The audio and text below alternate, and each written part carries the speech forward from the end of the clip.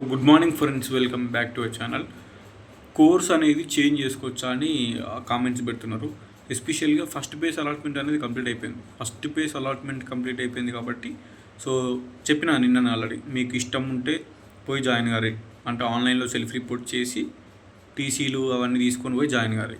మీకు ఇష్టం లేకపోతే ఫస్ట్ పేస్ వచ్చిన సీటు ఆన్లైన్లో సెల్ఫ్ రిపోర్ట్ చేసి సెకండ్ పేస్ పెట్టుకోండి. ఓకేనా? సెకండ్ పేస్లో సీట్ వస్తే ఫస్ట్ పేస్ సీట్ క్యాన్సిల్ అయిపోద్ది, సెకండ్ సీట్లో వచ్చిన దాంట్లో జాయిన్ కావాలి. ఒక్కవేళ సెకండ్ పేస్లో సీట్ రాకపోతే ఫస్ట్ పేస్లో ఆన్లైన్ సెల్ఫ్ రిపోర్ట్ చేశారు కాబట్టి ఆ సీట్ అట్నే ఉంటుంది. ఇది క్లియారిటీ ఒకటి. ఓకేనా? ఇది మినిమం అన్నట్టు. సో ఇది అందరికీ తెలిసి ఉండాలి. అండ్ సెకండ్ థింగ్, కోర్స్ అనేది చేంజ్ చేసుకోవచ్చా అంటే కోర్సు చేంజ్ చేసుకోవచ్చు. బట్ ఎట్లా అంటే ఇప్పుడు బీఏ నుంచి బీకామ్కి చేంజ్ చేసుకోరాదు, బీకామ్ నుంచి బీఎస్సీకి చేంజ్ చేసుకోరాదు.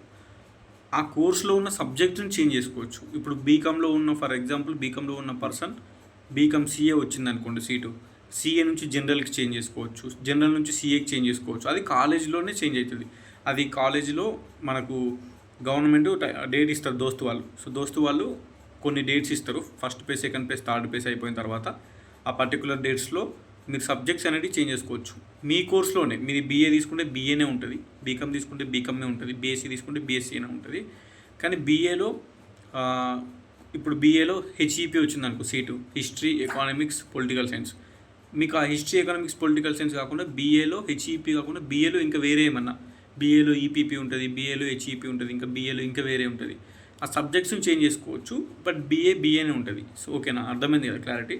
ఇప్పుడు బీకామ్లో సీట్ వచ్చిందనుకో, మీకు బీకామ్ సీఏ నుంచి జనరల్కి చేంజ్ అవ్వచ్చు, బీకామ్ జనరల్ నుంచి సీఏకి చేంజ్ అవ్వచ్చు కాలేజీలో.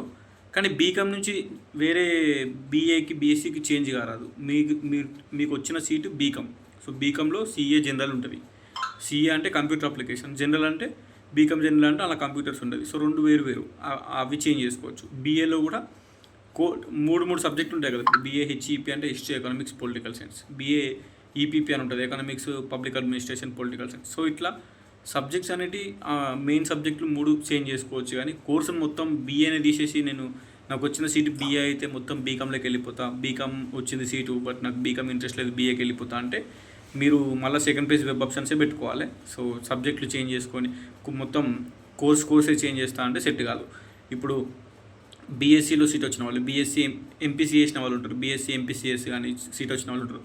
సో బీఎస్సీ ఎంపీసీఎస్ నీకు సీట్ వస్తే, ఒకవేళ మీకు ఎంపీసీఎస్ వద్దనుకుంటే ఎంపీసీ తీసుకోవచ్చు, ఎంఎస్టీసీఎస్ తీసుకోవచ్చు, ఇంకేమన్నా కోర్సు తీసుకోవచ్చు. అదే బీఎస్సీలో మీకు ఎలిజిబిలిటీ ఉన్న సబ్జెక్టులు 3 పెట్టుకోవచ్చు. సో అది అన్నట్టు అర్థమైంది కదా.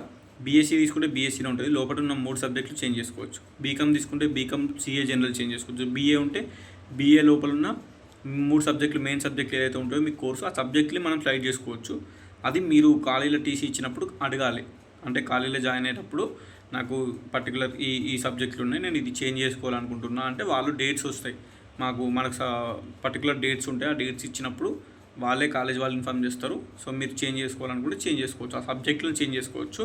కానీ బీఏ నుంచి బీకామ్కి, బీకామ్ నుంచి బీఏకి, బీఎస్సీ నుంచి బీకామ్కి, బీఏకి కోర్సు మొత్తం చేంజ్ చేస్తా అంటే అది కుదరది. ఒకవేళ అట్లా చేసుకోవాలనుకుంటే మీరు ఆ కోర్స్ మొత్తానికి వద్దనుకుంటే సెకండ్ పేజ్లో వేరే మీకు ఎలిజిబిలిటీ ఉన్న వేరే కోర్సెస్ పెట్టుకొని సెకండ్ పేజ్లో అలాట్మెంట్ చేసుకుంటే సెట్ అయిపోతుంది. ఓకేనా? ఇది అన్నట్టు.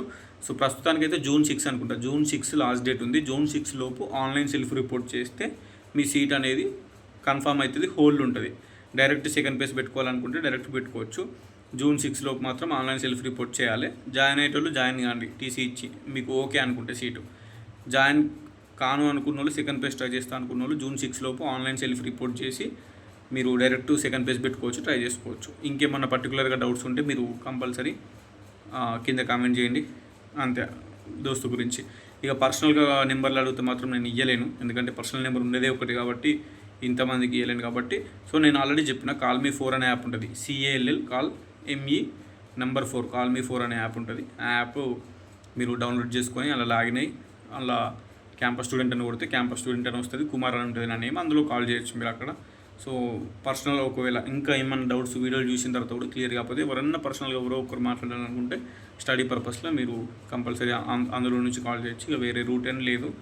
సో కామెంట్స్ పెడితే రిప్లై ఇస్తా. అండ్ వీడియో అయితే క్లారిటీగా చెప్పిన అనుకుంటా కోర్స్ చేంజ్ గురించి. సో అదంతే. ఇక కాలేజ్ రాని వాళ్ళ గురించి అయితే మీరు వెబ్ ఆప్షన్స్ ఎక్కువ పెట్టుకోండి. సెకండ్ ఫేజ్లో కంపల్సరీ సీటు వస్తుంది ఆప్షన్స్ ఎక్కువ పెట్టుకుంటే. అంతే, ఇక దాని గురించి మనం సెపరేట్ వీడియో మాట్లాడుకుందాం. ఇప్పుడైతే ఈ వీడియో క్లోజ్ చేస్తున్నా. కొత్త వాళ్ళు వస్తే సబ్స్క్రైబ్ చేస్తారు కంపల్సరీ. అంతే, ఉంటా bye. Signing off. This is your campus student.